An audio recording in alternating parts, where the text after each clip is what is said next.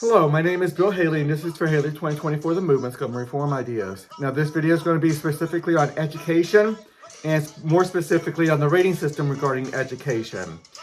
So, if you don't understand what we're doing here, we're going to a competitive governance system, and we're going to go to a division of government responsibilities significantly.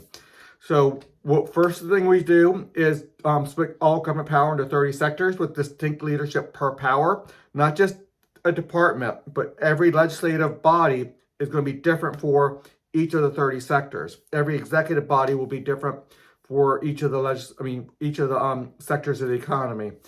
So here's 15 sectors. You can stop and pause and read those. Already did videos on those. Everything's on my website. It's very complete website right now. I'm just adding more videos for more context on that.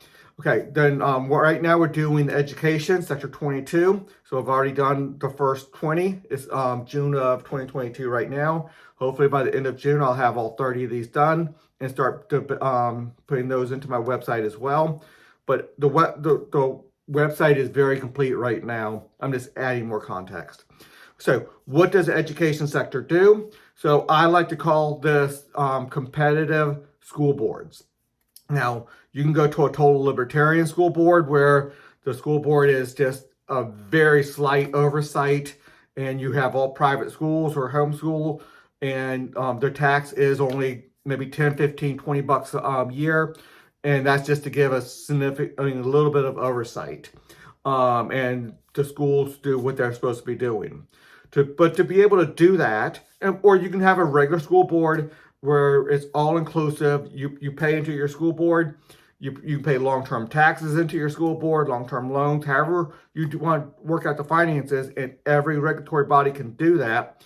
And that's one of the things that the rating system is going to look at and assess and rate people on, or rate the school boards on.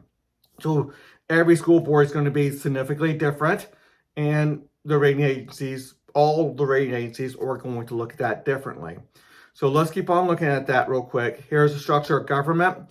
So let's just look at education within this. You pick, and every school picks what school board they want to be under, and how that's going to work. And every school board is going to be significantly different. So you have this system here, but the rating system is going to analyze what the school board does.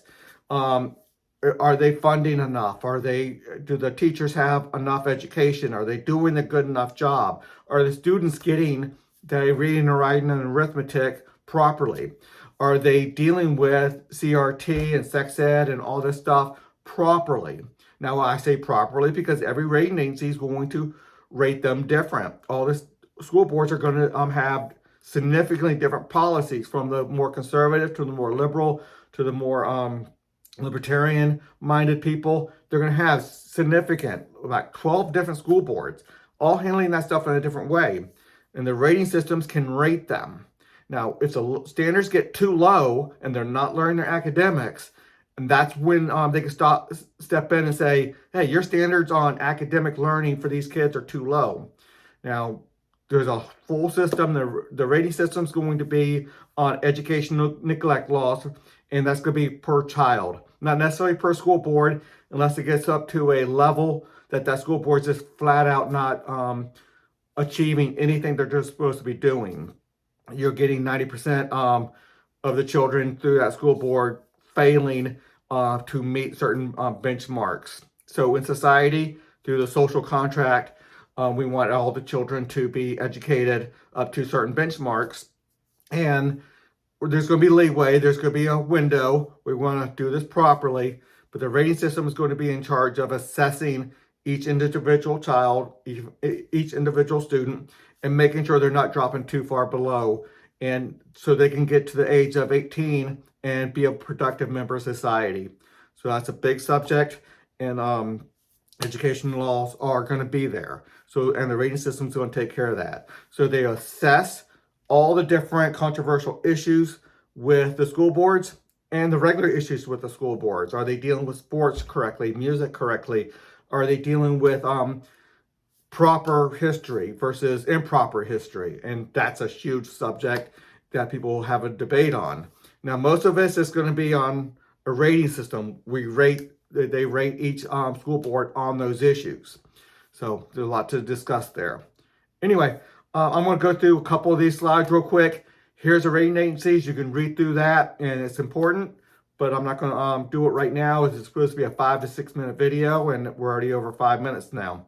You can pause and read this on the rating system.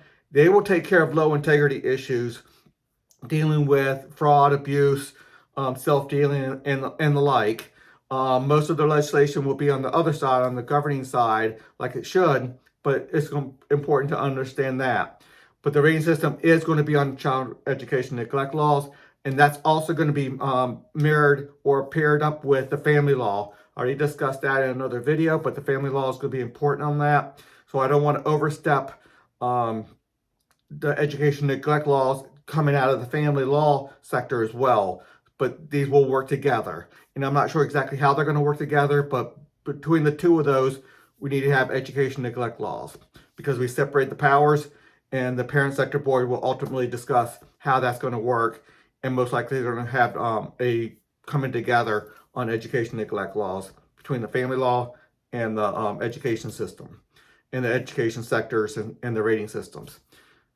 Okay, I'm just going to keep on going. You can pause and look at this, and then I'm going to finish off with this one.